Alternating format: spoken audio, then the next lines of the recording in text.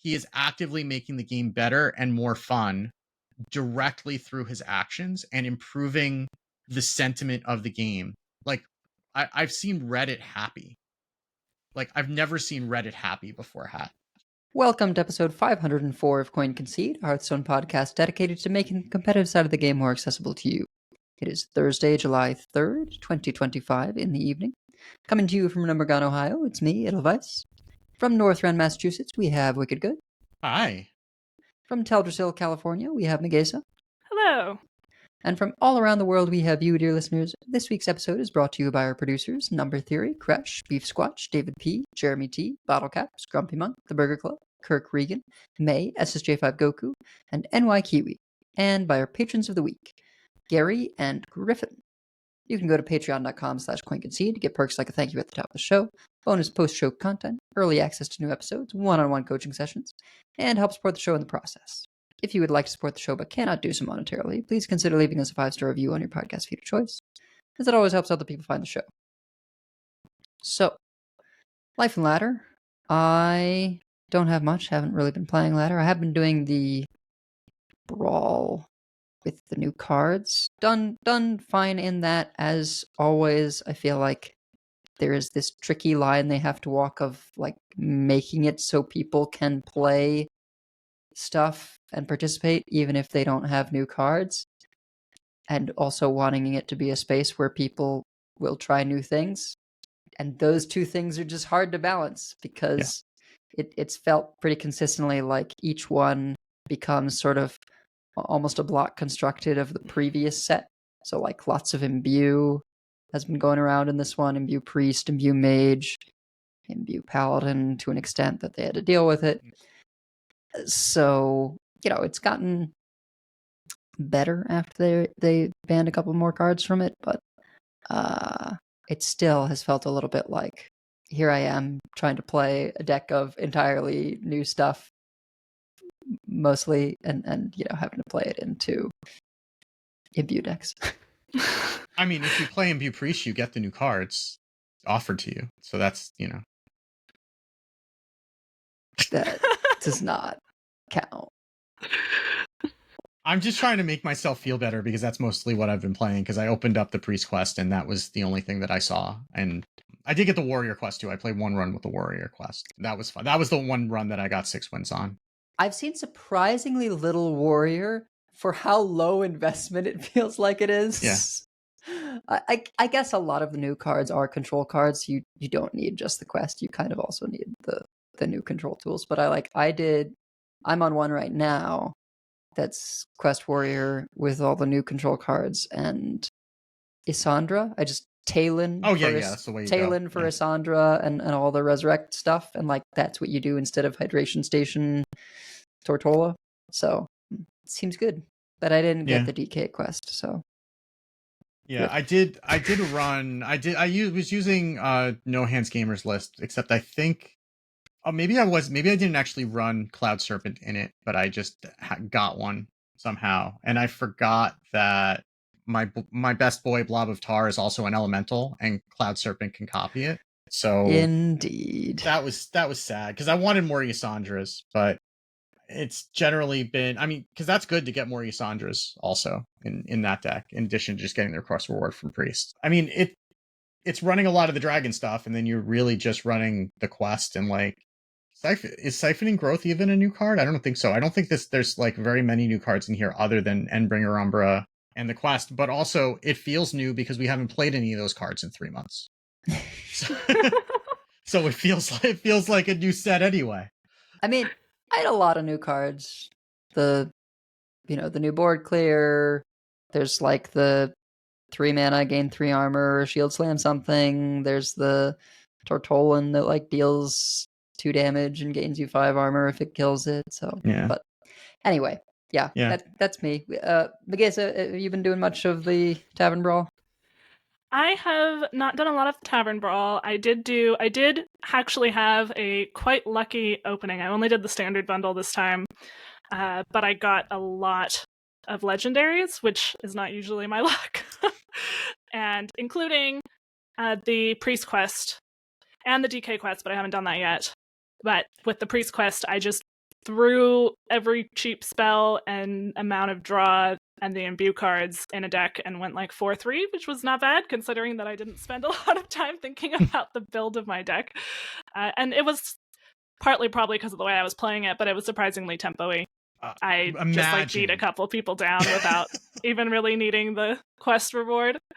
So, yeah, I probably won't play the DK quest in the Brawl unless Edel wants to co-op it with me. I don't actually know if there's enough support cards for it. Like, you sort of want location copying things. Yeah, I did open the Murloc quest, which is very good in the Brawl. I haven't played that yet. I'm sure if I just want to get some wins. Yeah. I was talking to someone who was saying that the Murloc Paladin quest mirrors are just like battlegrounds. It's just like increasingly large minions smashing into each other over and over. It did feel a little bit like, well, the person on the play is at a bit of an advantage because they were on the play. Like, because you both have to play the quest turn one, and then they got to start doing things. I mean, you can have that with aggro mirrors in general, and I can see that being especially the case. So. This isn't even really aggro because it doesn't start getting aggressive until like turn 5 or 6 when it actually starts getting some buffs. If you know, you're still putting minions in play every You're putting turn. minions in play, but like I found when I was playing against them as the priest, I would just hit them in the face until the Murlocs started getting big enough to care about them, because unless they have a war leader, there's not really anything that's going to make them bigger, and like the little guys are not. Like I actually, and maybe this is just a function of the people I was playing against, that they were trading into me early, because I mean, especially with the priest, you can kind of get like a big imbue thing by just getting an orbital halo down on something early and then just start going face, which I know is probably sounds weird coming in this voice, but that is a thing that you can do. And against the Murlocs, like, you just don't have enough clears, at least in the pre-release Brawl pool. So you kind of like, even when you're running like Shadow Word Ruin and Light Bomb, and like there are just only so many clears that you can have, and you kind of just need to end the game before they can get too big. So Imbue Priest is uniquely powerful in this Brawl because it is a more limited pool that you are discovering from, and so you are more likely to hit additional imbues, and in particular more Kaldrai Priestesses. And Kaldrai Priestess, yes, is very good against the early game of Paladin, so yeah, that works out. But they do tend to run Crusader's Aura, and sometimes the new thing that like gives minions +1/+2 if they share a type, and then War Leader. So it's like, or even just like Jug. Sometimes they just run Jug too. I haven't seen that, but maybe. Oh, maybe that's Death Knight. That's Death Knight that I'm thinking of, not. But if you're not a priest with Kaldrai Priestess, yes, those minions on the board can be threatening. Yeah, I have seen a fair amount of Menagerie DKs also, and those can get out of hand quickly. But if you can stabilize, then I mean, Nightshade T is very good at dealing with some of the early game from that deck. Yeah, Nightshade T was helping me out a lot. I was very pleased with myself versus an Imbue Paladin, because I did this before they had banned Imbue Paladin, where I just like, I was running the switching spell because I just wanted more like Holy or Shadow spells, the Brochure, and Silver Moon Brochure, I guess it is. And I just got something stuck on their board as a 0/1 for like the whole game, until I finally killed it when I got the quest reward down so that it wouldn't soak damage. But I was just like, have fewer board slots for this entire game. If I'd had something else to do on the turn when I did it, then I might have waited and tried to do it on like a Gold Petal Drake or something. But play your cards. So I played my cards, and it worked out all right in that it took up a board slot. I have one somewhat salty story from the Brawl, which is that I ran into Reno Jackson, who is a wild player, who's on Priest, on the Imbue Priest, not even Quest.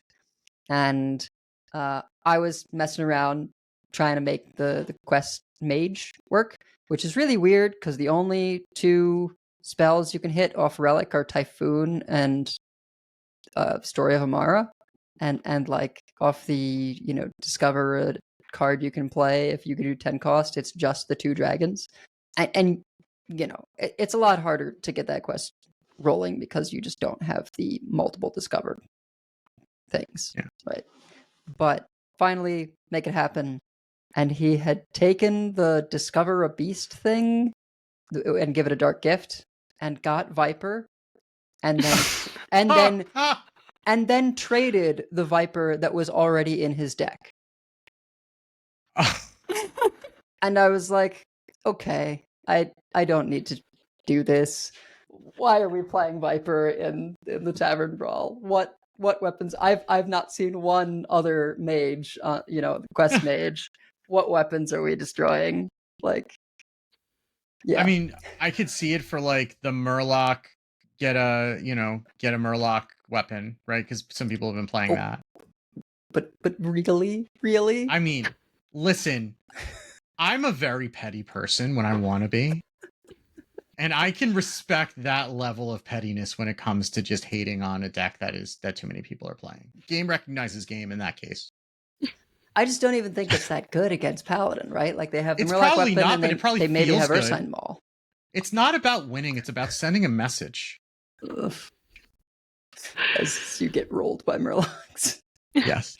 The only other thing I wanted to mention, I have barely played any sort of standard ladder. I got myself back into, I like drifted out of top 1K. I managed to just like win 2 games on the 30th and then stayed there. So I did hit 11x, which was really unforgiving this time. Like someone was saying they got like 1150 and didn't get 11x this month.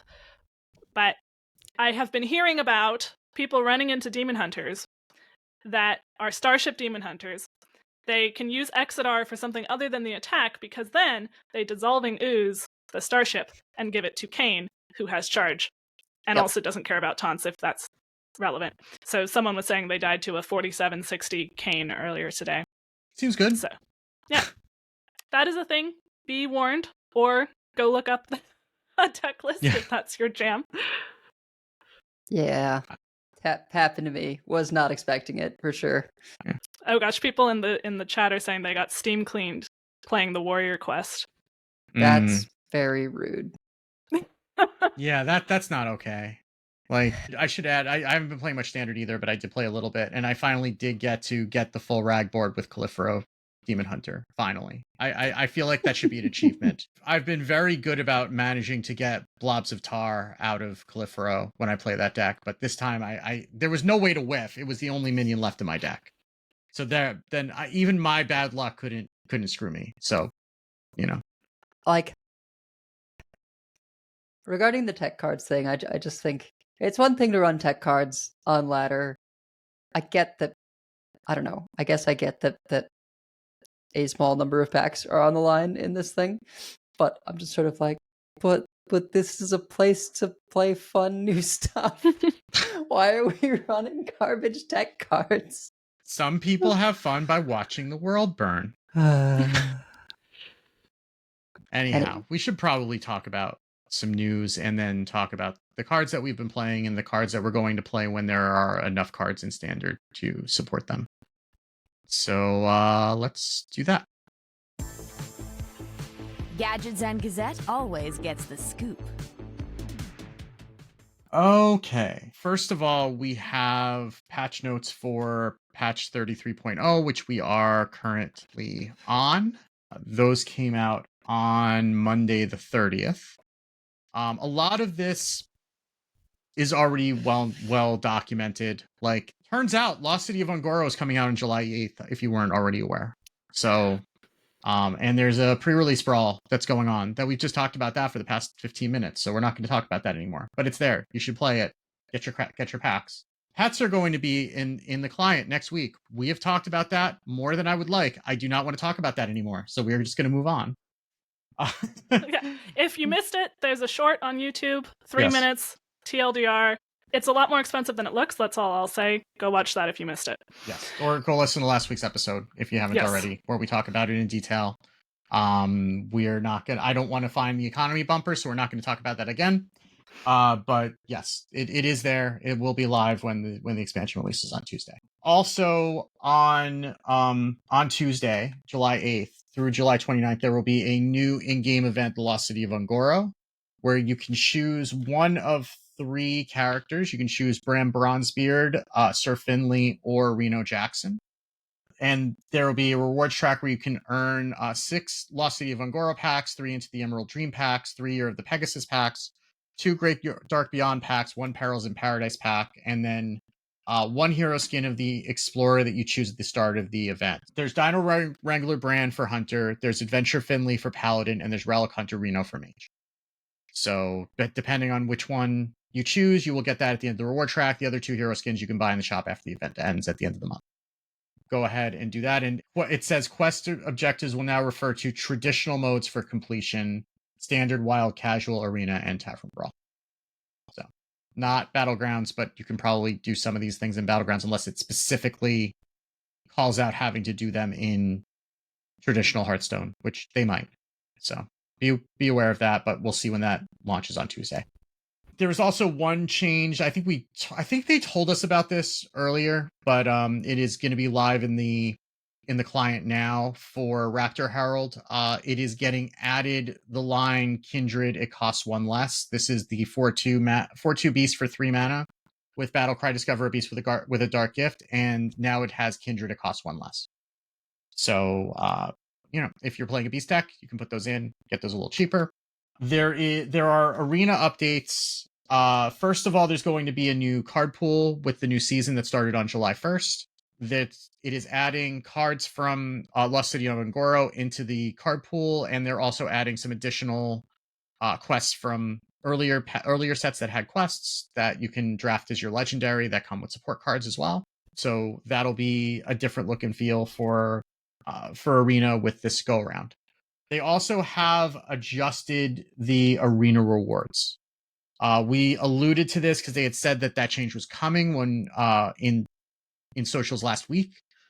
So what they are doing is the crowd's favor reward, which was, I believe, 2,000 gold, that had some percentage chance to go off after 6 wins, is now getting reduced to 1,000 gold, and the rest of that gold is going into the rewards for 5 wins and above. So there you have the guaranteed rewards: a tavern ticket, 1 expansion pack, and 1 random reward at 5 wins. And the random rewards are 50 to 75 golds or another expansion pack. And then that gold will increase. It's a little bit higher on 6 because you're only getting the 1 tavern ticket instead of 2. It drops it down a bit for 7 because you're guaranteed 2 tavern tickets, and then you'll get less gold. So that's the random reward is 100 to 125 gold, going all the way up to, if you get a 12-0 run, it's going to give you 4 tavern tickets, the arena exclusive hero skin, and a random reward, which is either 325 to 350 gold, or 3 into the or 3 expansion packs. Yeah, the Into the Emerald Dream packs will become Lost City and Ungoro packs as soon as the expansion launches, so they'll always be the latest pack. I do think, I'm glad that they've added more gold into the rewards. It's still, because for 5 wins and above, it's in the random reward pool, you only have 50% chance to get gold instead of a pack. Some people, a pack is going to be valuable to them, but for other people, maybe it's really the gold that's valuable to them. And for something like 6 wins, it's a little strange because 225 to 250 gold is worth a lot more than 1 pack. Yeah. But I think it's better in that you're more likely to get at least some gold than just relying on the crowd's favor, which, even good arena players don't necessarily get 7+ wins every day in order to have a good chance of that crowd's favor. So I'm glad that they did some adjustments, but I also know that there are arena players who would have liked to see a little bit more gold in the main rewards. You do still get if you're not getting a guaranteed gold in your main reward, you are at least getting at least 1 tavern ticket. Yeah. So that's an adjustment they made to the system after hearing the feedback. So and I'm sure that they will adjust it more if that's not sufficient, but we'll see how that goes. There are also in Battlegrounds, Dozy Whelp has been unbanned, and there are a couple anomalies that are going to be showing up less. They've updated the deck recipes to include the decks from the Rounds Rumble event. So I'm not going to enumerate all of those, but you can go and look at those. And if there's something that's interesting to you, you can queue those up in the client. We also have a lot of bug fixes, but not a lot that are impacting the game. There's a lot of visual bugs that are getting fixed. The main gameplay relevant bug that they're fixing is where the fortunes from what's the priest card that I can never remember the name because his name is Sooth Fancy. Narain Thank Sooth you. Fancy. I knew his name is silly, and so I can't ever remember it. So the fortunes from the rain would not transform into new cards immediately after your deck was transformed. I assume that's like Kill Jaden. I would imagine so. I think that's the only effect in standard that would do that. So now if you kill Jaden, I guess you could play the old cards that were still in your deck. I guess that's what that means, or whatever the top card of your deck was. But now it should just turn into a demon. So just be aware of that. There are a number of visual bugs. They added a number of sound cues to the new arena, so that's helpful for players who are sight challenged. Having the sound cues is incredibly important for them to be able to navigate the game. So I'm glad that they've done that. And just a bunch of visual bugs that they're addressing. Other than that, so. If you are curious about that, you can go ahead and read further. We're not going to enumerate all of those, but they are there for you to peruse. So, as we alluded to, they did ban the Imbue Paladin cards from the pre-release brawl earlier in the week. So they banned Aegis of Light, Gold Petter Drake, and Ursul. So if you were wondering why you suddenly stopped seeing Imbue Paladins everywhere, that is the reason, because if you can't play Aegis of Light and you can't play Gold Petal Drake, your Imbue Paladin works a lot worse if you're just playing the neutrals.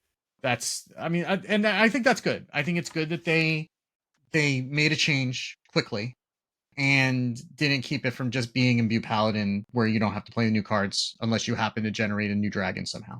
So it's a good thing that they're able to react to this quickly and improve the environment. My problem was still the Murloc Paladins, but that's a different discussion for a different day. That's not going to get banned. So if you were playing, and you probably have figured this out by now by the time you're listening to this, if you were playing a run with Imbue Paladin and your run was suddenly invalidated, you would know because your cards would be red. You can quit out of the run and you will be given the rewards that you'd obtained up to that point, and then it will be refunded the 2 tickets that you paid to get into that run. But it is not immediately obvious that that is the right thing to do. So I would not blame you if you were still stuck in that state, because there's nothing in the client that tells you that that's what you should do, and certainly nothing that's going to tell you that you're going to get your tickets back. You're just going to have to know if you're listening to something like this, or you happen to see it on social media somewhere, that it's happening. Yeah, and I think in order to see the retire button, you have to mouse over or click your hero, and because it's not obvious even necessarily how to retire the run. So they did do the right thing with it, but the communication was a little difficult. Yeah, I mean, it was like a blue post on their forums, which if you're not following someone who's scraping those blue posts, you're not going to see it. It's kind of like the plans for demolishing the Earth in the Hitchhiker's Guide to the Galaxy. There are some known issues in the current clients. We're not going to go through them in excruciating detail. We will have them linked in the show notes for where you can see them. They have fixed some. I know that there are some folks who were having issues just playing the game. Like the Hearthstone button would be grayed out, which is kind of a problem if you're trying to play the game. Yeah, that has been fixed, though. There's always a chance that you could still have an issue. The Choose Your Champion Gold Petal Drake signature will be delivered once the expansion is live and the pre-purchase window is closed. So if you were waiting for that, you're still going to be waiting until Tuesday, just so you're aware. And signature variants of the quest spell cards show the golden version in the preview. This is not a bug, but an intentional decision to support the readability on screen during the quest preview. So they say they're planning to introduce a new improved UI for quest previews in a future patch. So if you have a signature version of the quest and you see it golden, that's why. It's not a bug. Well, I don't know that we call it a feature, but it's the best that they can do right now because we did not have signature cards the last time we had quests in standard. And overall, the UI for the quests, when you mouse over them to see the information, we saw this in the theory crafting, and I imagine you can see it now in the pre-release brawl. The UI gives you a ton of information, which is really nice. It really shows you like all the detail about how you're progressing the quest. Yeah. So there's more if you're again, we'll have a link to that in the show notes. If you are experiencing something, just check that first before you start posting. Well, I was gonna say before you start messaging Hat, but I guess that brings us to our next news item. So we're not doing a shop update. Basically, we decided that we're not really in the mood to advertise how you're going to spend more money given the events of this week. Because on Monday, the community manager for Hearthstone, and I will say, in full disclosure, our friend, I mean, if you listen to the show, you are aware that, Ridiculous Hat was a host on the show. He is a friend of all of ours, like outside of his work, I will say, and our role as content creators. But he announced on Monday that his contract with Blizzard had concluded, and as of Monday, he is no longer the community manager for Hearthstone. This is not him being fired, to be clear. He was on a contract that was presumably 2 years long and was intended to go through the end of June. And it ended, and Blizzard, for whatever reason, didn't renew it. I will say, again, I'm extremely biased, but and even despite the fact that they had a 9,100 person layoff this week, on top of everything else, I don't believe we haven't heard any direct impact to the Hearthstone team from that. But they did put Warcraft Rumble into maintenance mode and laid off that whole team among others. But even despite all that, like, Microsoft is making money hand over fist. And they're like, we've been through a number of community managers over the course of the show. And, I mean, I was doing content creation before I was on the show. None of them work half as hard as Hat does. And none of them have shown the understanding and care about the game to the degree that he does. Like, he's regularly, and this is something where you will see like a portion of this if you are interacting with this game in more than just like a casual way, right? Like, obviously, if you're in our Discord, he's posting there all the time. He's answering questions. He's posting on social media and replying to Reddit threads, which, I mean, talk about occupational hazards, having to go into the Hearthstone Reddit and answer posts is among other things.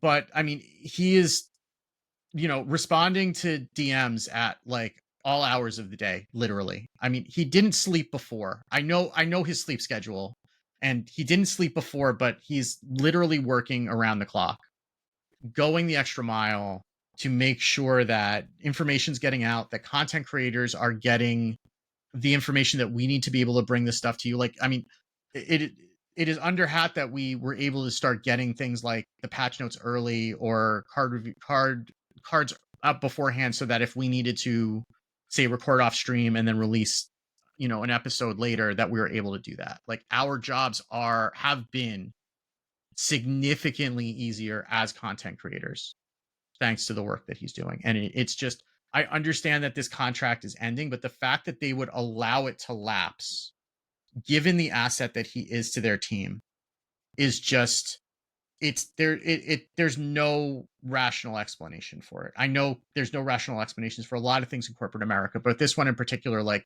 he is actively making the game better and more fun directly through his actions and improving the sentiment of the game. Like, I've seen Reddit happy. Like, I've never seen Reddit happy before Hat came on. And like, I mean, I happen to follow more Reddit than I used to. And like, yeah, there are still salty posts, but not like there were before. And that's due to the fact that he's been interacting with them and actually like answering concerns. It's just, I don't understand how you can let him go and even risk, like, if you are intending to bring him back or come to some sort of an agreement, even risk him going to another game or deciding to take another job or anything. Like, I don't understand how you could allow someone like that who loves this game so much and just desperately wants it to succeed and let him go because of a technicality or whatever it happens to be. Yeah, and I do want to add on to, we don't know if he's coming back, which is to say, we don't know that he's not coming back. We also don't know if he's coming back. It's been left open, effectively. Yeah. So he said, I'm hopeful to return, but I won't be available for Hearthstone stuff after today, Monday. And he said, thanks to all of you, the last couple of years have been so fulfilling, and that's because of the team and the community. And also that he will not necessarily be on social media as much, so if you ping him and he doesn't respond, which he used to always respond, which was crazy, by the way, he may not necessarily respond. Don't take it personally. He's no longer on the clock. But I will say, even if it is temporary, and I also want to point out, like, there are other people who interact with the community who are great, who are doing their best here. Really, what Hat has done is a unsustainable, unrealistic standard to hold anybody to.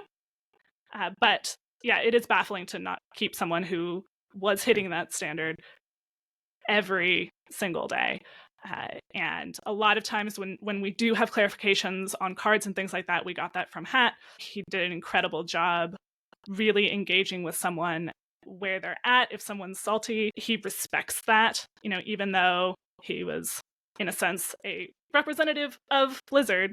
I think people really respect him because he empathizes with the player point of view.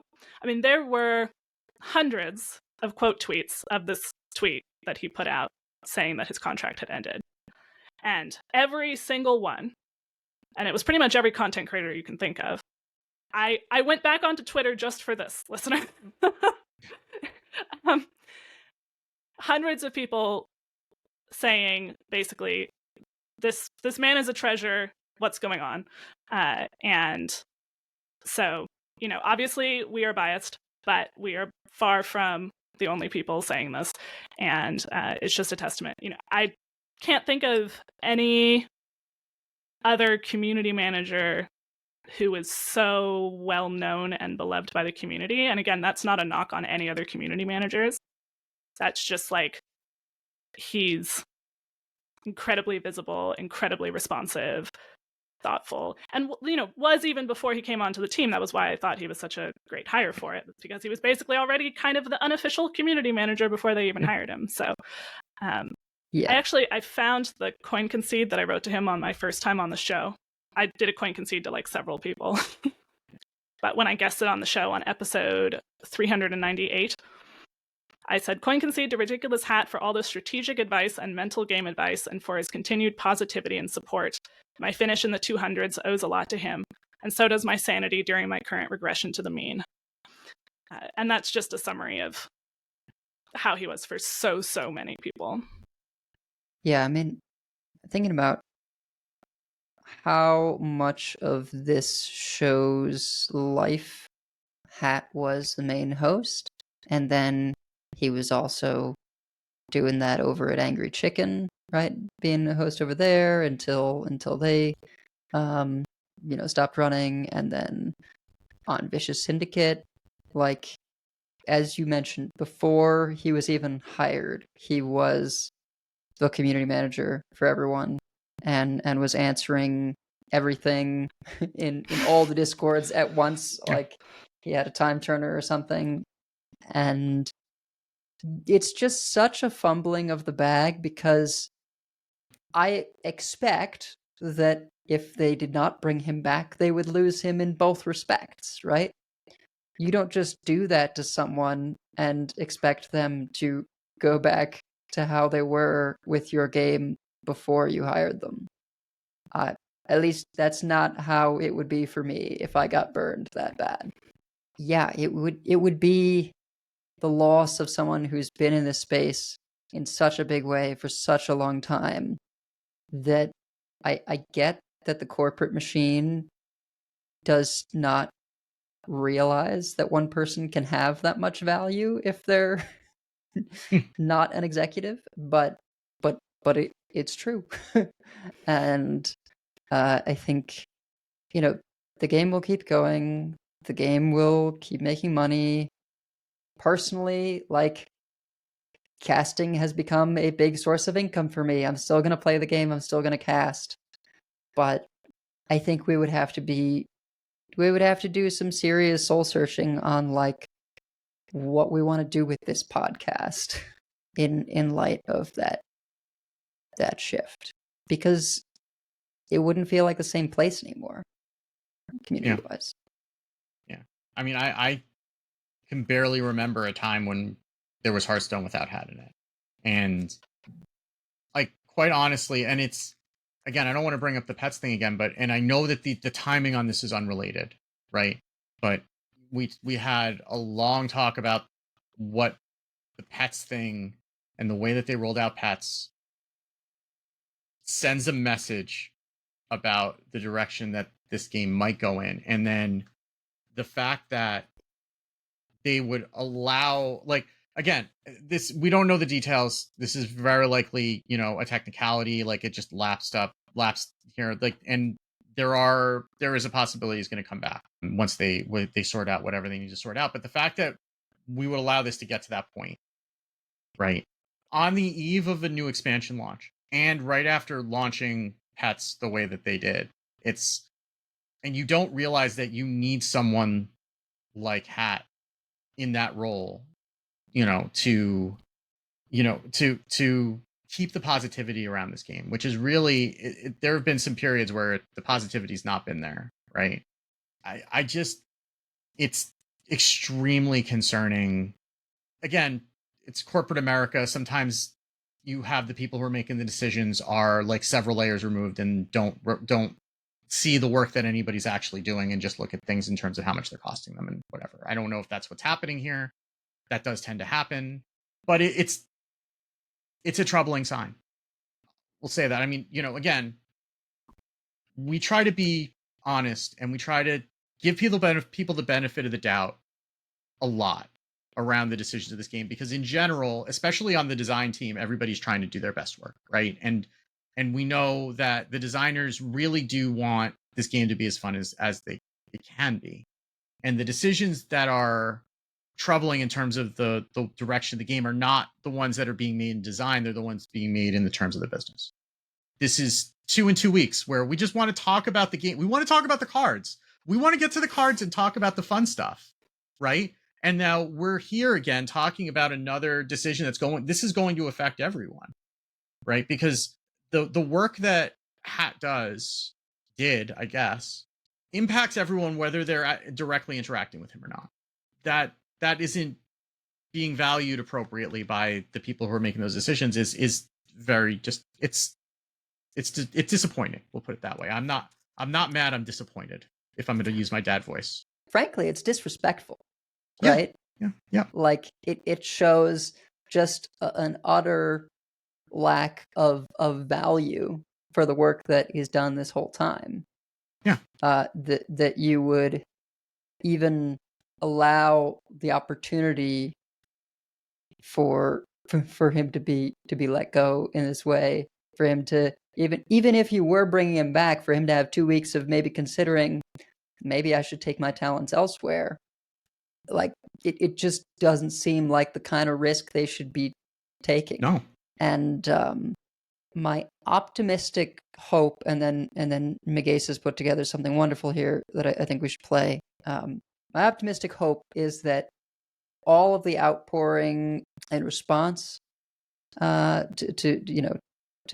this news, right, can be taken as sort of proof, right? Can be taken by the people on the team that I know care about Hat, that don't want to see him go, to whoever's making these decisions, to say, hey, you really should not let this happen. Here's why. We've got a lot of people who are going to be really upset, who are going to then all tell their audiences why they have left the game or why they shouldn't buy things or etc. Right? Like, because it's not just, oh, we lose a bunch of creators. It's like, oh, we lose a bunch of creators who now are going to turn around and tell their audiences, like, hey, maybe don't support this game anymore. You know, even if it's not like explicitly like don't support this game anymore, like aren't getting the messages out that they want to get out. Like, yeah, they depend on creators like us to be able to tell the stories that they want to tell and ultimately get people to buy things in the game, right? And get them excited about it.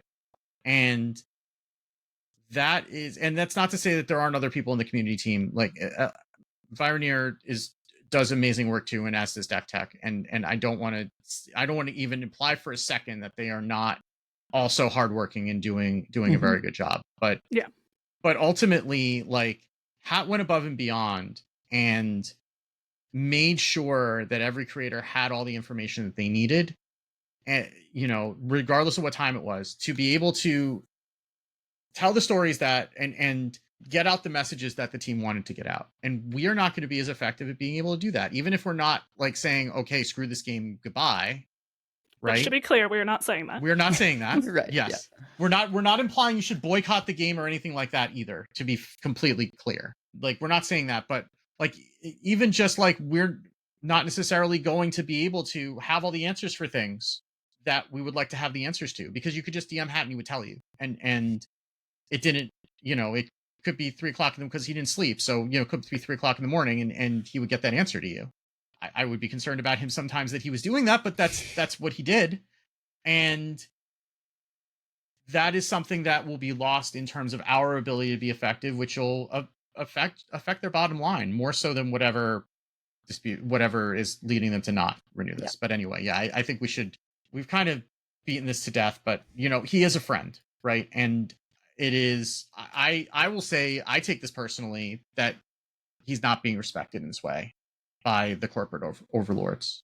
And it hurts me as a person too, because I know how hard he works, and I know how much he cares, and this is what he wants. He just wants to do. He wants people to enjoy the game, right? Like, long story short, that's what drives him. And even just like everything else, taking that away from him is not right. And you could tell from his response to the outpouring of support, I think, both that he really appreciates all the support, but also that he doesn't want there to be a storm of negativity about the game, even if that storm is people supporting him, right? Right. So, and that just shows you how much he cares about the game. And, you know, we care a lot about this game. We want to sit here and be positive, and we are going to do the superlatives, and the set does look cool, right? Like, but it does affect the whole stream. But one thing that we did, so we put out a call for people in the Concede Discord community and got a lot of responses for people who wanted to give a message of appreciation for Hat, and really tried to focus this just on what Hat has done and continues to do for the whole community, and just bring some more voices into it beyond our own. And so we want to share everyone's thoughts with you. These are community messages for RidiculousHat from the Concede Discord. Hello everyone, I'm Glacier from the Concede Discord. So first I want to thank him for his passion. It just oozes out of him. He just starts talking faster and faster and faster, and it just it's wonderful to see. The number of times I've also seen him respond to questions like, does this work in the game? He's heard that probably 1,000 times. It's just, he says it with such gusto and just goodwill that I always feel like I can ask him almost anything. I also want to thank him for fostering community in our community. Even I, who's a pretty shy person, have felt comfortable being an active member and sharing silly deck ideas and having a good time, even though it's not right all the time. He's personally inspired me. I was complacent to just play the game, get to the highest thing, and just stop. Nowadays, I am doing more. When I was going through a hard time, You gave me some good advice during that time, and honestly, I needed it. And then after, like, some stuff happened, you checked on me. So I appreciate everything that you've done and what you are probably going to be doing. Outlaw Torn writes, "The entire community appreciates you, Hat. I hope you get whatever will make you happy out of this situation. Thanks for always responding to my messages, giving me feedback on card designs, and for being a great person to interact with." Alteris writes, "You made engaging with the community better for everyone. I dearly hope to either see you back with Hearthstone or landing on your feet somewhere else awesome." Hi, I'm Schwal, former Play for Tempo co-host and Concede listener series admin. When I heard Cat's contract with Blizzard wasn't renewed, I tried to think about all the stuff he does for this community, tried to give people a sense of how important he is. And I couldn't. He simply does too much. If you think you know how much we get from him from his public-facing work, you don't know the half of it. His behind-the-scenes efforts are, if anything, more important. Hat was truly a community manager even before Blizzard hired him, and that only redoubles his efforts. Hat, thank you for all that you do. I'm sure that wherever you end up, you will do incredible work. We just selfishly wanted to be here. The Grand Arcanum writes, "Through every medium Hat communicates, he brings a level-headed perspective while still acknowledging the sentiments of all parties involved. He's fair with his judgments when inclined to give them, though never quick to do so, and is trustworthy through and through." Dragonbird writes, "Wishing Hat all the best for the future, whatever it brings, and all our love and Hat worship." Hey, Concede hosts. Hey, Concede listeners/viewers, and hey, Ridiculous Hat. I'm going to take this opportunity to thank all of you for being the reasons that I continue to play Hearthstone. Hat, you in specific have just had a huge impact on both my skill level and my interest and how I relate to the game. It's exceptional. You're an exceptional human being. I hope you can go back to doing what you are obviously so spectacular at and love so much. But I also know that if you don't get to keep doing that, you will find something equally as cool and be just as amazing at that. Love you all. Love you, Hat. Be well. And I will catch you all. I stream occasionally, maybe. Wild9 writes, "Hi, Ridiculous Hat. You've done so much for the whole Hearthstone community. Not only the incredible Concede family that continues strong even after you left, but Team Hearth League, THL, and the Hearthstone community in general have been deeply blessed through your actions, efforts, and hard work. I know myself personally would not have met so many wonderful people over the last 11 years if it weren't for you. Truly, I'd only play the game by myself if it wasn't for your work for the community. Thank you so much. Forever in your debt, Wild9." There is not somebody that has interacted with Hat that probably has not personally interacted with Hat. He has gone above and beyond and helped everybody he has ever interacted with, as far as I know. He's helped me personally start a podcast by helping me understand what I could do better, by appearing on the show early, I think episode 25, helping me understand how to edit and the quick tips and tricks in order to do things correctly, good mics to pick out.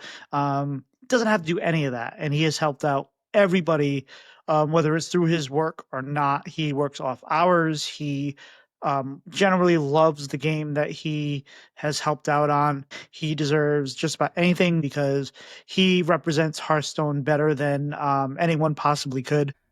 Control Priest for the Win writes, "Hey Hat, you are truly a bright star in not just Hearthstone, but, in my opinion, all of gaming. You are one of the few people in the industry who I've always considered a beacon of positivity, information, and trustworthiness. Your constant willingness to talk through things big and small, help report issues, or just straight up meme and joke around with us all is something we've all loved for years. Whether Blizzard does what we are all wanting or not, I know that no matter where your journey takes you, you're going to continue your legacy of being the amazing person that you are, and whoever you work with will be blessed to have you. Much love, my friend, and I hope more than anything to see you again soon." Torby Flenderson here. Quite frankly, there's nobody in the Hearthstone community I appreciate more than you, and that's saying something because I appreciate a lot of people in the community, but I don't think it's a knock against them to say that you've done more than anybody for this game and for this community. Your ability to actually listen to people and get to the heart of the issue that they're worried about and respond to them, through the layers of their emotion, to provide really clear, rational, and encouraging support. It's unparalleled, and it's invaluable.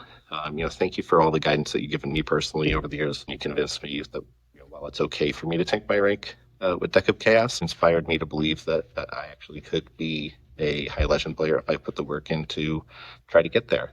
Thank you for the belief that you showed in, me and so many other people in this community. I don't want this to sound like a goodbye, because I truly don't believe that it is. I think that you are, going to be recognized as someone that should be kept around, but even if your time with Hearthstone does come to an end, I'm going to look forward to staying up way too late chatting with you about, whatever other game comes along that you recommend. No matter what the future does bring for you, though, I know that you're going to excel at it because you're RidiculousHat, and you're the only one who can say that. Good luck and thank you. Concede writes, "Hi, Hat.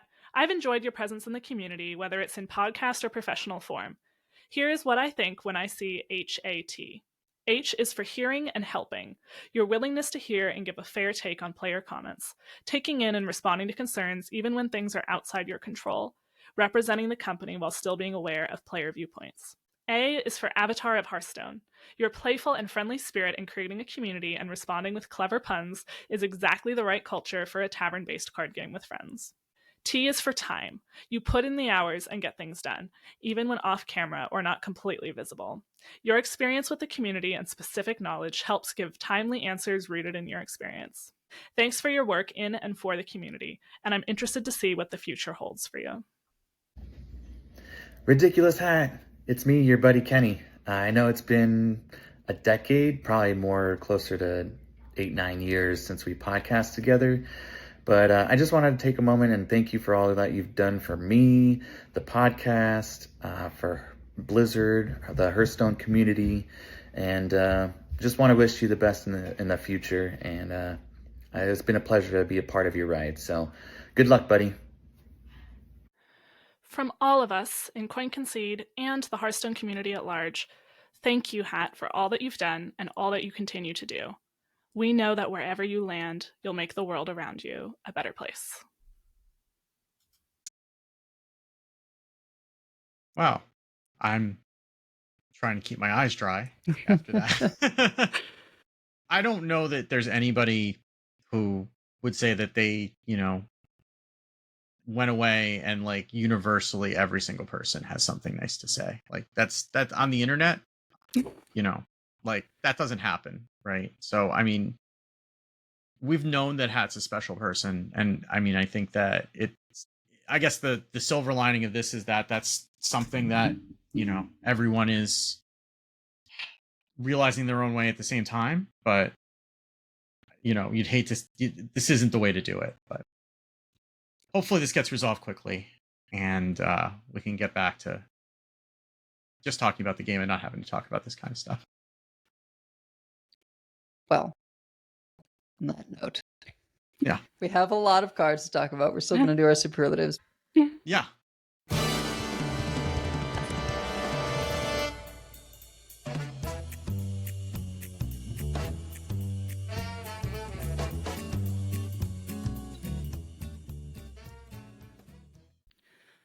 All right. Well, on that note, we will try to carry forward Hat's positivity and excitement about the game. We want to do our usual card superlatives. So we have 5 categories: card you can't wait to play with, card you're scared of, card you want to be good but isn't, card you think is over or underrated. As usual, we all did underrated again, and card you just wanted to talk about, which is our relatively recent category that replaced card you don't understand.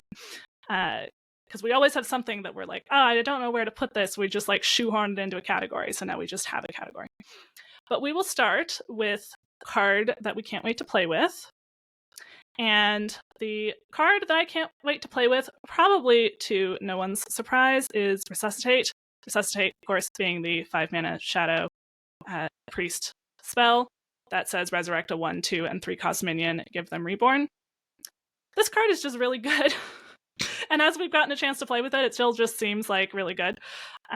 In really lots of different types of decks, which is one thing that I like about it, is how flexible it is and how, I'm definitely going to try it out in Menagerie Priest. I'm going to try to be as tempo with it as possible, but you can also use it for like a Wilted Shadow Priest with the Crafter to get more of the bandages. You can also use it in Quest Priest to get more spells from the Glade Ecologist, right? Like and it just makes a board no matter what.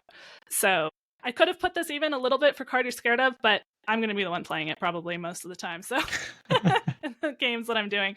So I put it for card I can't wait to play with. It takes a good priest with a resuscitate to beat a bad priest with a resuscitate, I guess. So Card's filthy. Yeah, like if they put out any decent death rattles, like it just gets even better. We've already got some pretty good ones, and like in the 2 slot, you can have maybe not a death rattle, but like the end of turn give something +1/+1. Yeah, there's some some decent options now, and I expect it will only get better. Yeah, the Reborn is just like it's so much. It's insult to injury, kind of. Yeah, I mean, Yeah.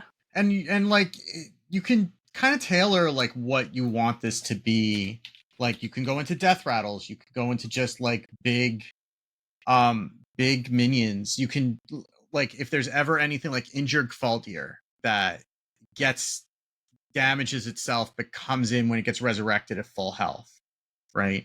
Like a big taunt like that, or even like a Tar Creeper isn't like, just having to get through 2 Tar Creepers if you're playing it defensively isn't the worst thing in the world either. So it's like really flexible in how you can use it, and it feels like it's going to be kind of a staple of priest decks going forward.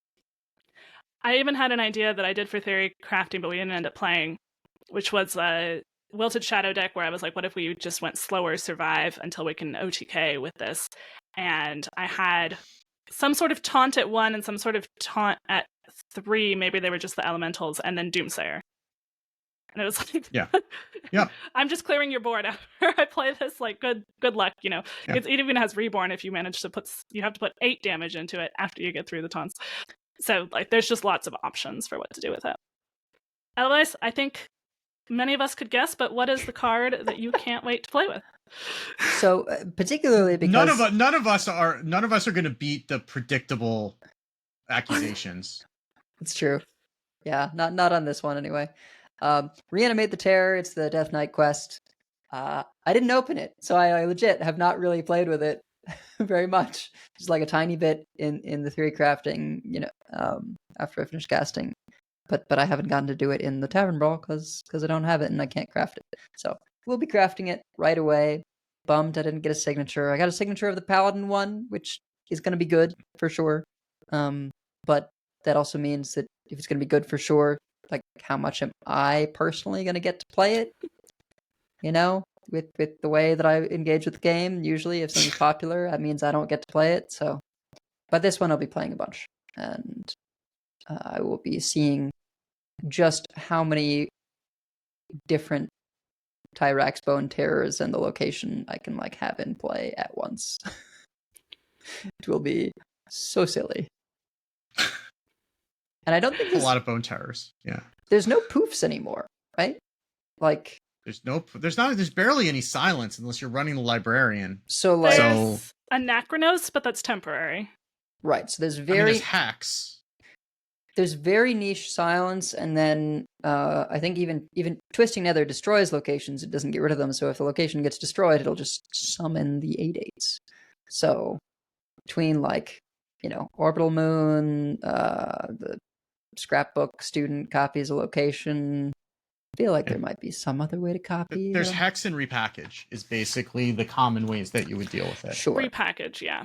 But if I've got some location, if they're in location form, like you're not repackaging it. So that's true. Right. Just get enough copies to always have some in location form. Well, I hope it's not too popular, both because then you get to play it more and I get to face it less. So all right, Wicked, what card can you meanwhile, not? I don't care how popular this is, because I'm not going to be a hipster about it, but also I'm not beating the predictable accusations either. Reach Equilibrium. There's no contest. I did open this. I have abused it. It is exactly as good as I was hoping it was going to be. It is not particularly difficult to get 5 holy spells and 5 shadow spells cast, especially while Nightshade Tea is still in standard. After that rotates, it might get a little bit more difficult. But yeah, I mean, that's just half the shadow quest right there. I killed someone from 40 today. I got them down to 1. They played Story of Amara. And then I swung in with my entire board and then light bombed my board and killed them with the 2 5 damage death rattles from the quest reward. And that was extremely satisfying. Thank goodness there's no power chord synchronize right now. Oh man, I mean there is Cloud Serpent. We'll get there, but there are ways to get more of these. And I mean some of the decks that I've been seeing have been running Endbringer Umbra just to get more of the death rattles, which is a choice. I don't think that's the way to go necessarily, but I do. That's 25 damage. Well, that's if you get all of those to go off and you have other death rattles in the deck, usually. If that's your only death rattle in the deck, then you could not. Works. But, well, you also could be running, a Careless Crafter to do OTK things with, with the 7/7. So. Yeah, I don't want to put those in the same thing. Probably want to run the 1 drop to get the Holy Spell that gives -2 health. So, there are other death rattles that you're generally going to run in this deck, but. The thing that makes me look up about this card doesn't actually make me feel better, because it's that people are going to play the OTK deck instead. Yeah. Yeah, that's not better. But, I mean, it is kind of fairish when you play it. It's a lot, but if you have a wide board, it's not actually killing you guaranteed, but it's a lot to chew through. Yeah. Yeah, one thing I think is interesting about the Priest Quest is that we definitely don't know the best way to build it yet, right? Yeah. How low to the ground do you want your spells to be, etc. I'm interested to see where that lands, because I think there's definitely going to be some competing builds for a while. And hopefully, so I'm actually hoping that a lot of people try to play with it and experiment with it, because that will help drive innovation of the builds. Yeah. It's not like the Murloc quest where it's just it's pretty clear how you build it. And maybe it gets a little bit less pure as time goes on and you figure out what you need to counter in the meta, but probably 25 of the cards that go into that deck right off the bat, and you don't, and there's not a whole lot of variance in those lists. These lists, I mean, I've played 3 very different quest priests in the pre-release brawl, and it's going to be different again when we get into live and we have access to the rest of the cards. Yeah, absolutely. Well, last time for card you can't wait to play with, I picked Tending Dragonkin, which we got to play with for a little bit, and then they made it so you couldn't do the King Crush Hunter thing anymore. Edel, you picked Cinder Sword, which I am surprised that we haven't really seen more of. And Wicked, you picked Petal Picker, which just went into Imbue decks because it's draw in Imbue decks. Yeah, it's effectively a Druid card, but yeah. Well, also Paladin now. Yeah, Paladin now, yeah. That's true too. Yeah. All right. Well, Wicked, what is the card that you are scared of? Well, so the card that I am scared of, I've already referenced it a couple times already, so it shouldn't be too surprising, but it's Dive the Galaka Depths. So the Murloc, which is the Murloc quest, I am surprised that they had to buff it between when Blister Guy recorded his reveal and when we saw it live. Because it seems pretty good as it is. This is the one quest out of the 3 cycles where you don't have to play a card to get the reward. And that is a big difference in terms of how efficient this is. Because you just keep going, and even the Murlocs that you're summoning, if you're summoning multiple Murlocs at once, the ones that are after the 5 will get the buff.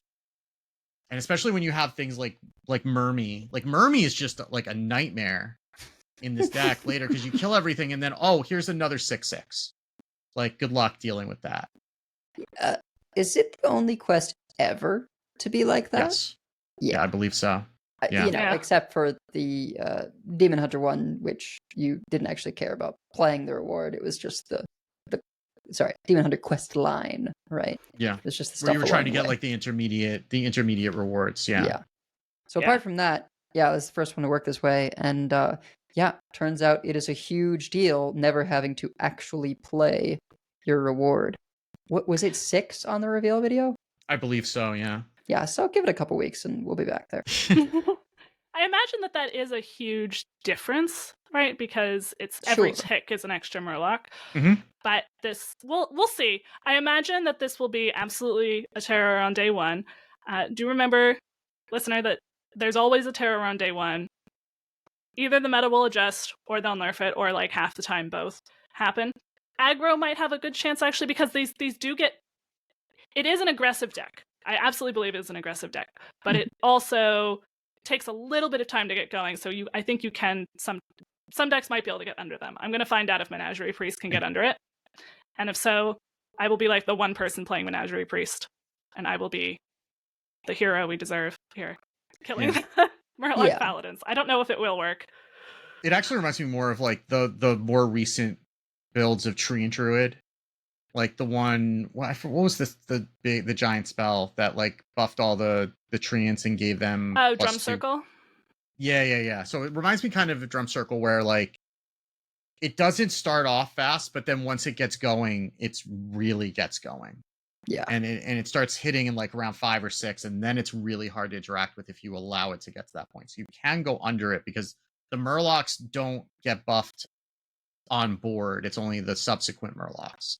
So like the first couple waves, no pun intended, are not going to be the ones that are scary. It's going to be the ones after that. But it's really impressive, like how many just summon more Murlocs or draw Murloc, or there's the one with where you get Kindred, the next Murloc battle cry triggers twice, or next Kindred triggers twice rather, and it just adds up. And there's not generally enough removal to be able to interact with every single one. Well, I guess we'll see when you get like standard Demon Hunt, just not standard Demon Hunt, standard Death Knight, which might have enough removal to be able to keep up with it. Maybe, but like if you get from the map any extra of the Beast Murloc, right, the one that summons 3 with random bonus effects, like that's a nightmare. Grunty isn't in the Brawl, but will be on regular ladder. Finja summons stuff. Like, because you'll have the weapon that draws your highest, like that pulls out your big board summoners. Like there's actually a pretty decent amount of draw to be had in the deck. And I think it's just gonna be about finding the balance between like that draw and stuff like Crusader Aura, so that if your opponent isn't dealing with that time where you have weaker minions, you can capitalize on that wide board. And that's what makes it like it plays kind of like a mid-range deck, in the sense that like you have this value engine that just keeps chugging in like the mid to late game, and it's got sticky, sort of hard to remove boards and lots of stats. But if you ignore what they're doing in the early game, Crusaders or Murloc War Leader, like it reminds me a bit of Infestor, Zerg Death Knight, pre-nerf, right, where they did take a second to get going, and that one they had to draw the Infestor, which they didn't always. Here, like, they always draw their quest as in their opening hand. But it usually took a little bit longer to get going, and you would be tempted to trade because they could punish you by like giving the Infestor Reborn and stuff like that. But it was so hard to outlast once they got going, or to like ever come back once they got the buffs going on the Infestors, that at least for decks I tend to play, you had to try to go under. And there were decks that would try to outlast, but it was hard because just like everything is huge for the rest of the game. So it's a little bit got that vibe for me. We'll see whether that ends up meaning it also needs a big nerf. I imagine if they nerf it, the first thing they'll do is try putting it back to 6, but I don't know. Yeah, or they make it +1/+0. That's probably the second thing they try. I would imagine, though. I hope they don't do that one, because then it is just dead, and like we've done the same thing again. I think this has potential because there's a different lever that they actually can turn in the how many Murlocs summoned. that like they don't need to nuke it in that way. But I just wish that there was something like if they could give like +1 plus like a half. It's like summon 10 Murlocs, give them +2/+1 would probably not be good either. But like, then they'd have to do like a quest line, a repeatable quest line in order to do that, which is I don't even want to think about how that would work. I don't think that. That would not happen. We'll only get half numbers if Hearthstone releases an unset. No, don't even joke. All right. Well, on that note, Edel, what is the card that you are scared of? So, I am unsurprisingly scared of a druid card that has been like not shown at all yet, but I'm still worried.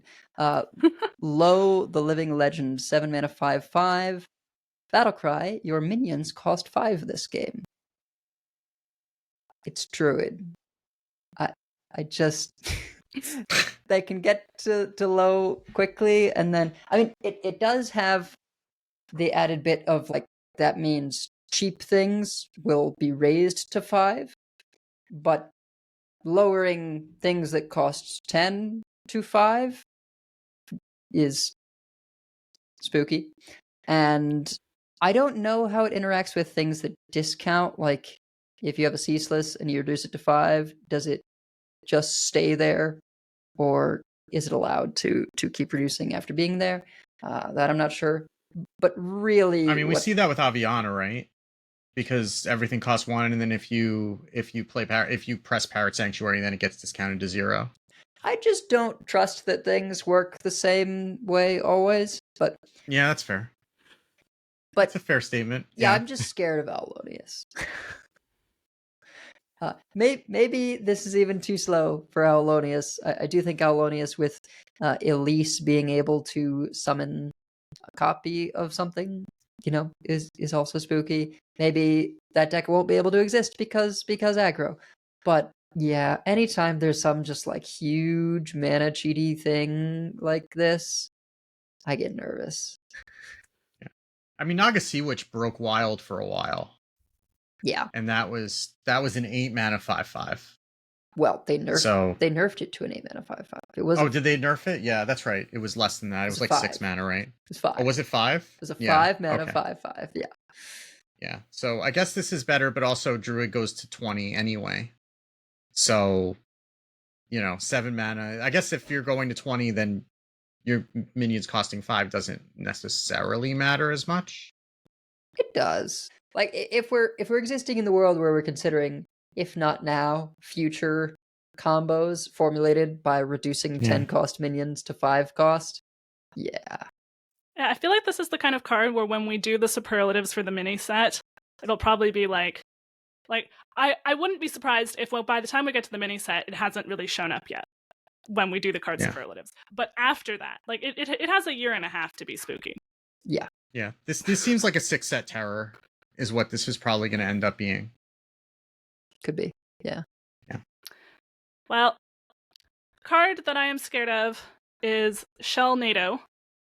4 mana warrior spell. Spend up to 5 armor for each spent. Deal 1 damage to all minions. We got the AoE back in warrior. It also works really well with Tortola. And they can cheat out Tortola pretty early. So I think this is going to encourage people to be doing that. Yeah, that's end of spiel, basically. Clears my board and encourages people to use armor and large taunts. Also works really well with Acolyte of Pain. That is true. Don't even need to have necessarily an enrage build for that. Yep, so. did that in the brawl. It's pretty nice. That'll draw 4. Yeah, sure will. Yeah, I mean, I'm interested.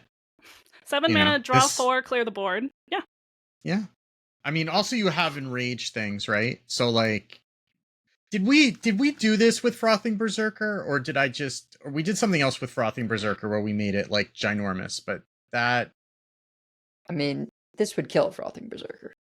It would, well, if you had 5 armor, it would. If you had 3 armor, it would just tickle it. Yeah, that's tricky. But that's yeah, I feel like that's a little too hard to pull off. I mean, of course, Or if you've gotten off a dark gift and gave it a big butt or whatever, like it's not necessarily as repeatable, but it's I'm sure that it'll end up in a trolling clip at some point, where somebody kills someone with a Shell NATO and a Frothing Berserker on board.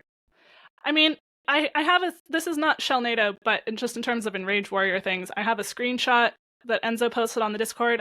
He put a video with it too, but I haven't been able to watch it because we're recording. But it's turn 5, and he has a Green Wing, a 5/7 Stonecarver, new card, a 9/4 Frothing Berserker, and the 8-cost Dragon somehow, and his opponent is at 2. Well, it has Kindred. It costs 3 less, right? The Okay, 8-cost dragon. Yeah, so that he probably might be just how he played made that. Yeah. That is a thing that he made happen. So there may well be some Enraged stuff going on too, and I'll mention another card to that effect a little bit later. Yeah.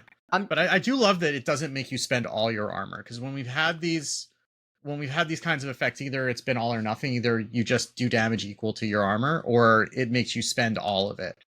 And spending all of it is a bad thing. You don't want to do that as a warrior. But spending up to 5 is much more reasonable, and you don't necessarily miss 5 armor like you're going to miss 30. But also, you're not clearing the board like a Corpse Explosion well either. Yeah. It's an interesting middle ground, right? Because there was the Reckless Flurry, which that was 3 mana, broke all your armor, and dealt that much to the board. I forget what it was called, but there was the 10 mana card that reduced for the armor you had and dealt 5 damage to the board. And then, this is kind of in between, where it's like, okay, it just costs 4 and it can deal up to 5, but doesn't spend more than that. But doing it in 1 damage hits is quite unique, and I really like that. Yeah, it's much more like a Blade Storm Mm-hmm. than anything else, and it lets you deal with, but it also lets you deal with reborn stuff, which is nice. And Divine Shields. Lets you just single-handedly kills the guy's name from the last set who makes the Divine Shields take 4 hits. Like, just shred all that. Like, get wrecked, noob. Like, that's what that is. It doesn't kill the minion, but it does break all the shields. Yeah. Well, last time for card you're scared of, Wicked and Edel both picked Emir Drasil. And it's still the best druid card. That was the correct answer. So, yeah. I picked Everburning Phoenix, which is also correct. It's also correct. So both featured heavily in the last Masters tour. We literally said, well, they got treed, just get treed. To take a different tack here, for card you want to be good but isn't. I'm not sure I want this card to be good, but I do think it isn't. We have Merchant of Legend from Rogue. 1 mana, 1/2, battle cry, discover a legendary minion, shuffle the other 2 into your deck. Was not impressed with this card in theory crafting because so many legendaries are not good to have out of context, or sometimes just not good in general. I guess the reason why I put it for card you want to be good is I did think it was one of the more fun things we were doing in that Rogue deck. And we got kind of like a cool thing where we got Naralex, and then we happened to also have generated like Fyrak or something. I can't remember if we were just playing that or if we... And so it was like, haha, it works. Although I think Fyrak cleared the Naralex. Because, of course it did. As he does, yeah. It is distinctly the worst of the shuffle cards. Like, I think it's there for this kind of fun for less competitive players who are like, I get some legendaries, but like, it's not going to be in most of the lists. Yeah. I mean, if you're playing the quest, which is what this goes with, you just want to be drawing Ninja Turtles out. You don't want to be drawing random legendaries. Mm-hmm. Like, this is going back to like the really old repeating joke from when Andrew and I used to do the card reviews on Off Curve, or even on Happy Hearthstone back then. Like, random legendaries are always good, right? Because they're not. But sometimes, like, you get a random legendary. That's not always a good thing. But especially when you have to draw it, and when you're expecting to get Ninja Turtles and you're drawing, I don't know, King Mukla. Like, that's not what you want. That's just a monkey. Like, he doesn't belong there. He's not a turtle. He doesn't eat pizza. He eats bananas. He's completely out of place, but there he is in your hand now. Yeah. So, on that note, Edel, what did you pick as card you want to be good but isn't? So I picked Story of Sulfuras, which is the warrior 5-cost fire spell that says swap your hero power to deal 8 damage to a random enemy. After 2 uses, swap back. I don't know. I might end up being wrong on this, but sort of my hope for this card would be that it's like Warrior Metamorphosis, because you're willing to spend 5 mana for a hero power that does a bunch of burn damage. The difference is that Metamorphosis you used as like I'm closing out the game, I burn you down, even if you have minions. Since this is to a random enemy, yes, it's more damage, potentially 16 over 2 turns, but if they have minions, doesn't really work out. And maybe we would use it in some kind of warrior that, did more clearing the board, except that then you would just run the quest and get the weapon that makes your hero power permanently that. So that's what gets me, is that, like, if you're playing the quest, which is the only context in which you're playing a really slow card like this, then you just get it eventually anyway, and you don't need to run this. I think this is more for Fyrak more than anything else, really, because I've had a couple Fyraks cast this. I've been unhappy with it because it does also eat up 5 mana out of your 20 when you play the Fyrak.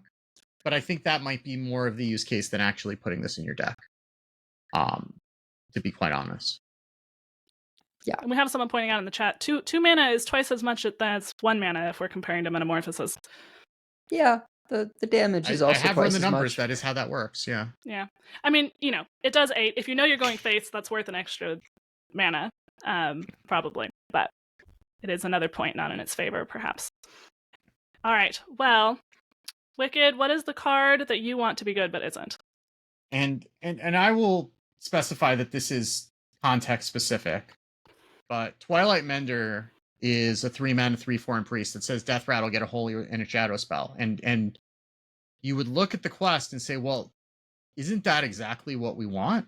Because it's a 3-drop, so we can resuscitate it. It gives you a holy and a shadow spell. We want those. The problem is that there are a lot of bad holy and shadow spells, and a lot of expensive holy and shadow spells. Like, the first time that I played this in theory crafting, and I got, oh god, what the hell was the name of the paladin spell? I'm looking it up now because it's Celestial Aura? Because I need to Celestial Aura. So it's a 6 mana holy spell. While you have exactly 1 minion in play, its attack and health are 3, last 3 turns. Why? Like, or maybe it might have been that, or Crafter's Aura, which is a 7 mana spell at the end of your turn, summon a random 6-cost minion, last 3 turns, which is, it's not played ever. You have to be really desperate to want to spend 7 mana on that, and if you're trying to finish your quest, you don't want to spend 7 mana on something that doesn't do anything until the end of your turn, and maybe it does something good for you. So, like, there's a lot of things like that are out of priest. Like, the priest ones are fine, the paladin ones are generally a lot less fine, and the shadow spells are also similarly they're better. Like, you're getting Death Knight cards, but, like, sometimes it's just blood tap and you don't really want to buff your hand, or you don't have a hand to buff, or it's Threads of Despair, but you don't have a hero power that makes a 1/1, or Yogg in the box. Good luck. So, like, there's a lot of bad Holy and Shadow spells, and the variance is just too high. If they were Priest Holy and Shadow spells, I think this would be a lot better. But like almost every time that this went off, it's just like I felt like the Gravity Falls meme. Like, wow, this is worthless. Like, and then it clogs up your hand, right? Right. Because you're never going to play it. Yeah. So, yeah. You could just run Spirit Guide, right? Like Spirit Guide is the 5 mana, 5/5 taunt from that's in core. Draw a Holy and Shadow spell. You know what you're gonna get with that. I mean, ideally you'd run both, but also you run into hand space issues in that deck at a certain point anyway, and you don't just want a whole bunch of that stuff clogging up your hand. Like one of the things that I thought Resuscitate was going to be really good for was for some of these death rattles, but then you just end up earning cards because everything gets cleared twice, and then you've got a whole bunch of jank in your hand that you can't get rid of, and now you're burning cards. All right. Well, last time for card you want to be good but isn't, I said Smoldering Ascent, which was the priest AoE that gets bigger each turn but then discards itself, and we definitely haven't seen that yet. Edelweiss, you said Volcaros, which was the legendary that can be larger if you've spent more corpses. I don't even really remember. Yeah. The fact that you can't remember what it does tells you everything you need to know about how accurate that prediction was. 8 mana 5/5 rush that you can spend 10, 20, or 30 corpses to give it that many stats. Plus X plus X. Basically, the only time you play that card is if you discover it. Yes. Yep. With a dark gift. Sorry, discover it with a dark gift, so you can give it charge and hit for 35. That's important. Yeah. Yeah.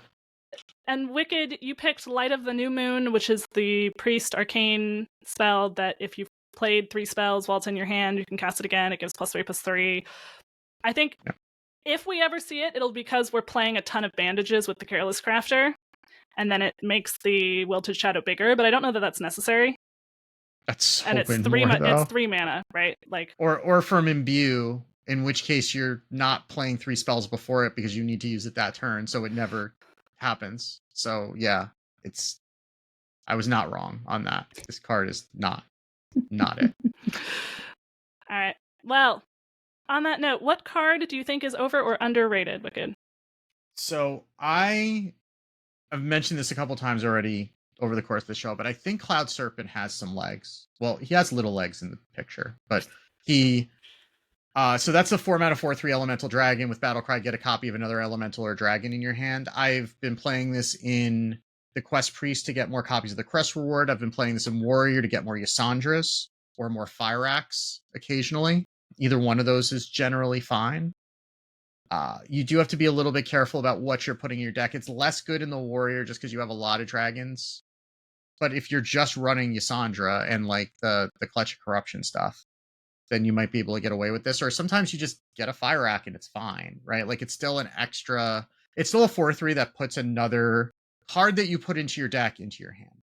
And generally there are ways to craft your hand such that you get what you want. So I think that it's a little bit slow, but I think there are a lot of interesting use cases for this, and it's going to be it's a neutral card that's going to be in standard for another 1.5 years. So we're going to get other impactful elementals.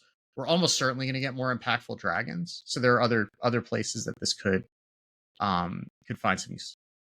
Yeah, I think copying things and dragons tend to be really impactful minions, and sometimes elementals are too. Like copying things tends to be good.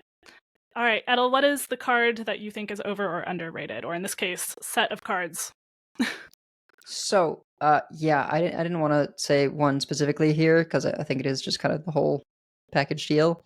The Frost DK cards from this expansion, I feel like have been really not discussed that much, at least not from what I've seen. I know I'm not as engaged as some, but there's, I think a lot of interest in the one that has no runes, right, and in the quest, but Bone Chill Stegodon is a 6 mana 6/3 death rattle, deal 6 damage to 3 targets, and then Crypt Map is discover a Frost rune card, and then if you play it, you get another one. There's a couple of like 1 Frost, 1 Unholy things that are good. 4-mana 3/4 Undead Beast, Battlecry. Draw a Death Rattle minion that costs 3 or less. Kindred, it costs 0. And then Wave of Tar, which does 2 damage to enemy minions and then makes the opponent's minions cost 2 more next turn, which is pretty huge against some decks. That one, I guess, is the most sort of like, maybe this is more of a tech situation. But then there's a 4-mana deal 4 Double Frost card that draws you a card, Kindred, draw another card. So, like, I don't know, it just feels like a lot of damage with the Stegodon. And if you are able to set up some like really sticky death rattles, that goes nicely with Horizon's Edge. And, you know, we still have Corpsicle. It just feels like you can set up a really nice sticky board with the follow-up of, you know, frost burn damage in a way that we haven't had in a while. Smarms during the theory crafting managed to like had the Unholy card where when you summon a minion with Reborn, summon a copy of it, and she gave, since you're double frost, you get the refresh 2 mana crystals frost spell. Do that with Stuffy, and like she just had a board full of rambunctious Stuffies. That sounds like a thing Smarts would do, yes. Yeah, so I think there's a lot of potential for a real aggressive, you know, double frost 1 Unholy deck. That would be one you might actually get me to play, and I'd get a few more Death Knight wins. My number of Death Knight wins is truly pathetic, actually. Not even close to 500. Do not have, not going to have that golden hero power anytime soon. We'll just put it that way. All right. Well, the card that I think is underrated is Archaeos, however you pronounce it. The bird priest legendary. The 3-mana 1/6 beast. Whenever another friendly minion attacks, set its health equal to this minion's health. So someone was saying that they had seen a post saying that if their signature in the mega bundle was Archaeos, then they were just like done buying mega bundles, and then they got Archaeos. I am jealous. I want that sig. I didn't buy the mega bundle, so I didn't get a sig.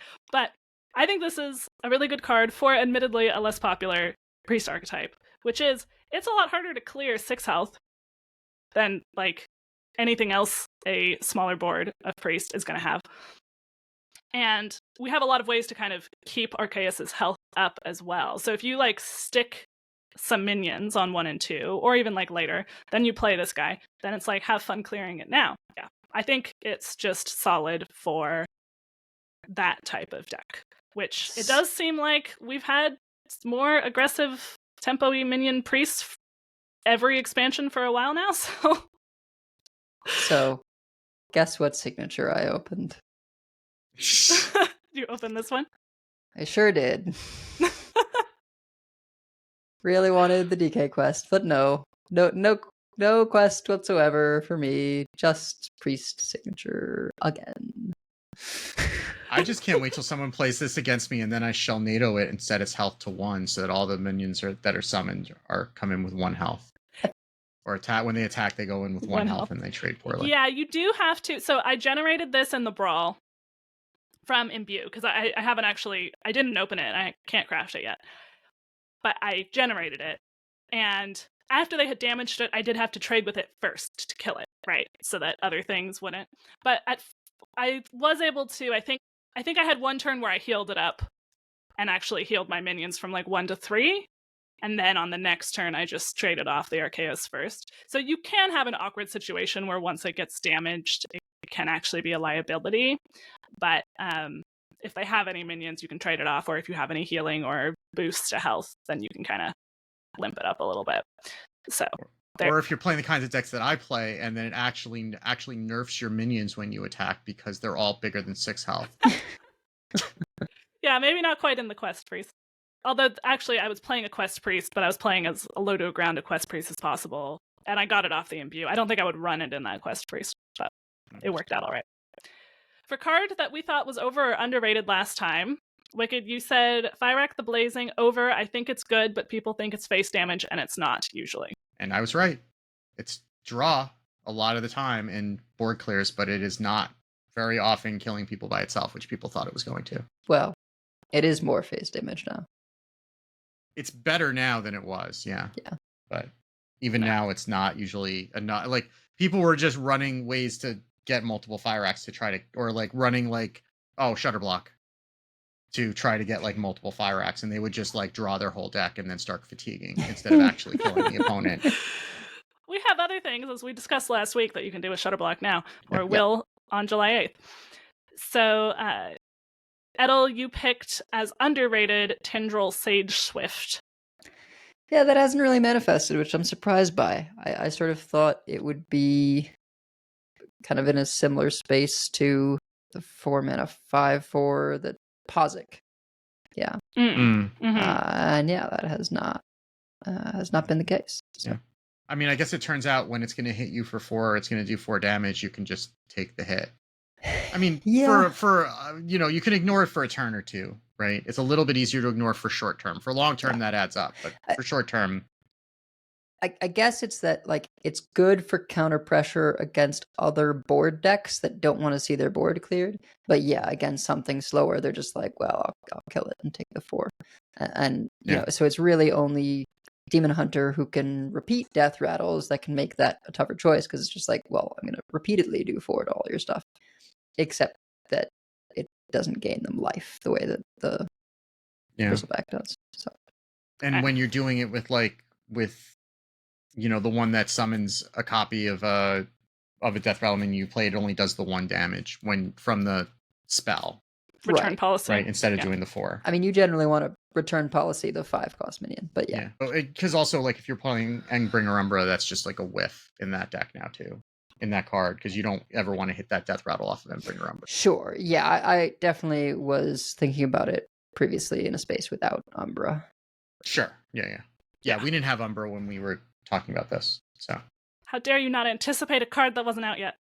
All right. And I picked Sigil of Cinder as underrated, which we definitely haven't seen Sigil of Cinder. That's the 2-mana Fel Demon Hunter spell that next turn starts out by dealing 6 damage to random enemies. All right. For card that we just wanted to talk about, I picked Nablaya, the Watcher, which is the other warrior legendary. 6-mana 5/7 Battlecry. Summon copies of your damaged minions. Give the copies rush. So I feel like I just keep hearing about more things that you can do with this card the more days it goes. Part of that is because I'm in a Discord with Enzo, but it's not only him. So this works really well with Chemspill, right? It curves right after that. And then the thing that you Chemspilled can attack. And then you get another copy of it. And maybe it's, I don't know, a Torchola that was Chemspilled. Or maybe it's the Draconic Delicacy that already has Rush, but now you get another one. And that's the one that can only take 1 damage at a time, 6/6 Rush Dragon. Or maybe you use this with Ysandra. Now you have another Ysandra. I've done that. I did that in the brawl this week because the minion who discovers a legendary with a Dark Gift has a pretty small pool also, so you get offered this a non-trivial amount of the time. So the problem with getting multiple Ysandras on board is that you don't necessarily have the board space for all the dragons that are going to pop out of them. So it's kind of a non-bow if you're not careful about how much board space you're leaving behind. That is true. That is true. And then I feel, I don't think that this is how we're going to see her, but if you ever get it with that Draenei legendary that never quite saw play that lets things attack again, it makes another one and gives it rush, right? But that's hard to pull off. So I'm not necessarily predicting that, but there's a lot of options again with copying things. And of course, then just if you have an Enrage board and you've got a giant Frothing Berserker or whatever, now you've got another one. It doesn't have charge, but it has rush. It can clear the way, and then you can go face with the ones that already are there. So, and it can make the copies that turn. So even if they didn't stick from last turn, there just seem to be a lot of possibilities with this card. So I'd be surprised if we don't see her in something. Yeah, I don't think this will work just because with Ancient of Yore, we just exist in a space where slower things have armor or in general more than 30 life. But, it does occur to me that with New Heights, you can get above 10 mana, which means you could chem spell out Grom and summon a copy. Mm. I mean, if that's not the only way that you have to deal damage, right? Right, yeah. Or when you have more than 10 mana, you can do the a comma thing, a comma being the one that gives your other minions another attack. Although a comma doesn't have rush, is the main problem with a comma, and has been since he was printed. until you copy it. You also got like testing dummy type things, right? Yeah. Yes. Testing dummy type things. More of those is probably good for you. Yeah. So it doesn't have to be an enrage focused deck for this card to see play. Well, Edel, what is the card that you just wanted to talk about? So, card I just wanted to talk about is Escape the Underfell, which is the Warlock quest. And I mean, I don't have a ton to say except that, like, seeing it during the theory crafting and the couple of times I've seen it in the Brawl and the run that I played with it in the Brawl, like, which you don't even have the best stuff to work with for the Brawl, because I think it really is important to have some kind of infinite card engine to keep throwing stuff in. It's just really efficient. It's really, really strong, getting 2 of these beasts every turn, demon beasts. What do they just call them? Fell beasts? I forget. But Fell beasts, yes. Yep. Because, and I think it is specifically because they don't let you summon the same kind twice.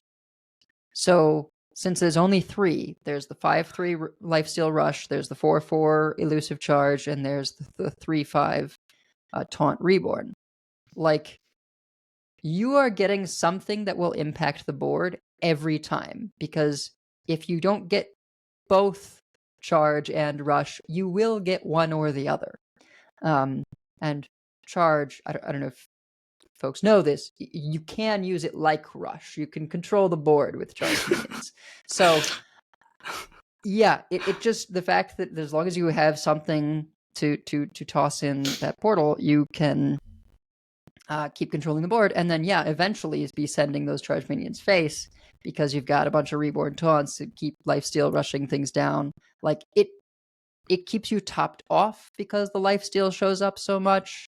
It applies pressure because the charge happens so much. It defends you because you're getting taunts. Like, and you never, once you play it, you never have to spend mana on getting those fell beasts. You just need to have cards to throw in the portal. So, I can imagine I feel like this is further in the direction of, like, our aggro decks have infinite value, right? That is kind of a weird space that the game has been existing in, and this could definitely be the kind of deck where it's like, you just go super low to the ground to maximize on draw 3, make them temporary. Solarium. Mass production. Solarium, yeah. Well, yes. I mean, you do have mass production in there too, and you don't worry that it's killing you because you have lifesteal, and like maybe you run Hearthstone. It really, really surprised me. Like, I thought it was going to be solid, but and maybe that is all it is. But it felt like it was really overperforming compared to my expectations. So what you're saying is that feeling was temporary? It was, yeah. I've been thinking I should make like a Coin Concede episode bingo card, and Wicked makes dad joke Edel size with probably what, center square? Yeah, free space. Free space. Yeah, I mean, I think having aggro decks that don't run out of steam, because that's why a lot of people don't play aggro, is because they hate when they run out of steam. Mm-hmm.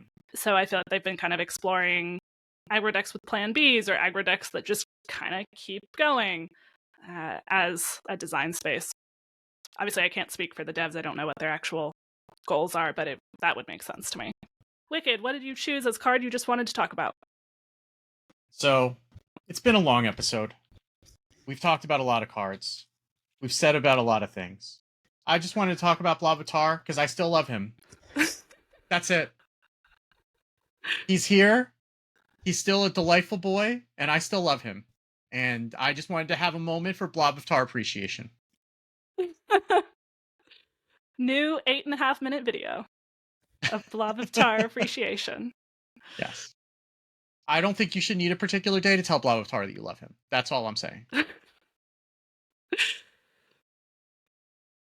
All right, we've had our moment of silence for Blobby Boy. I found the one superlative we could not argue about. So there you go.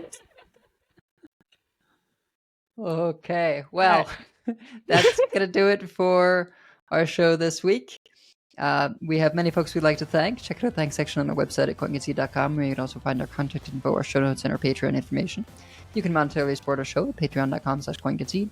Join us every week live by following us on Twitch at twitch.coinconcede.com, and subscribe to us on YouTube at youtube.com/@coinconcede. Join our community chats in our Discord at discord.coinconcede.com, and write into our email at coinconcede@gmail.com.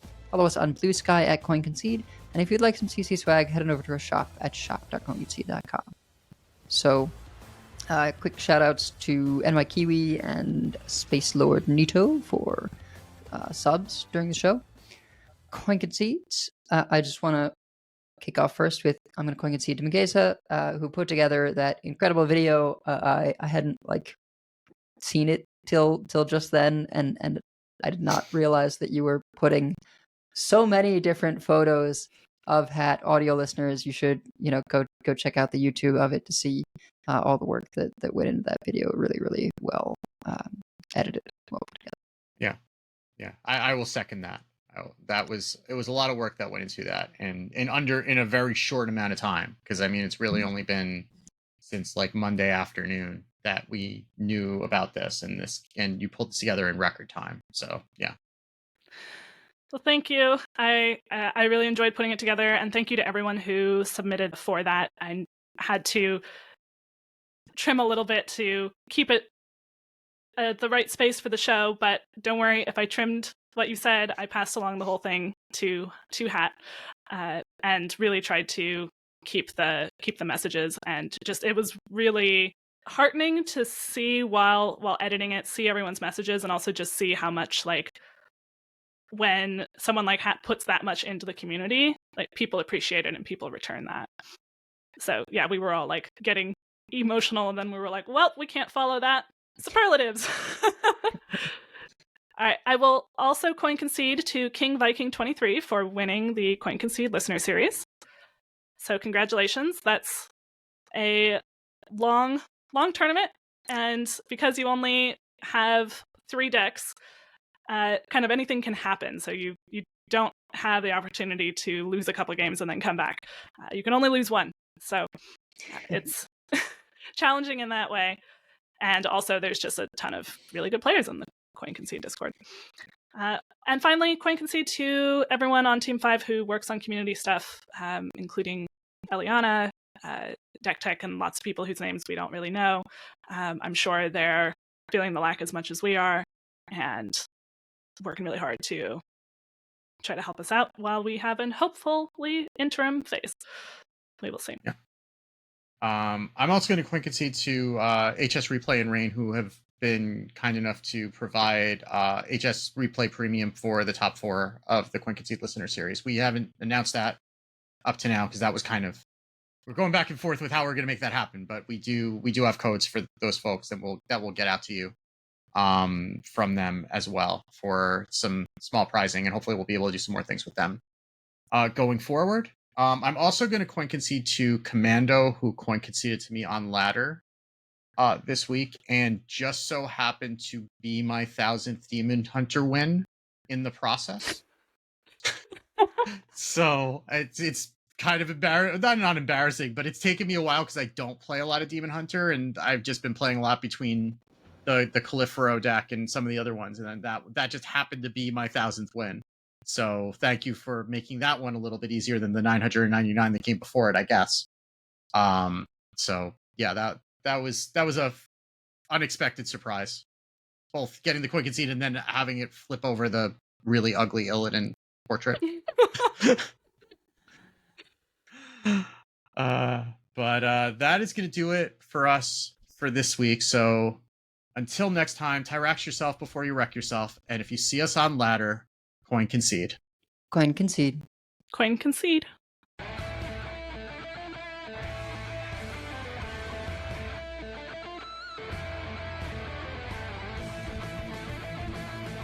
All life must end. I yield for now. I concede. Well fought. I concede. You win this one. The victory is yours. You have bested me. I give up. You win this one, friend. You win this time. I choose death.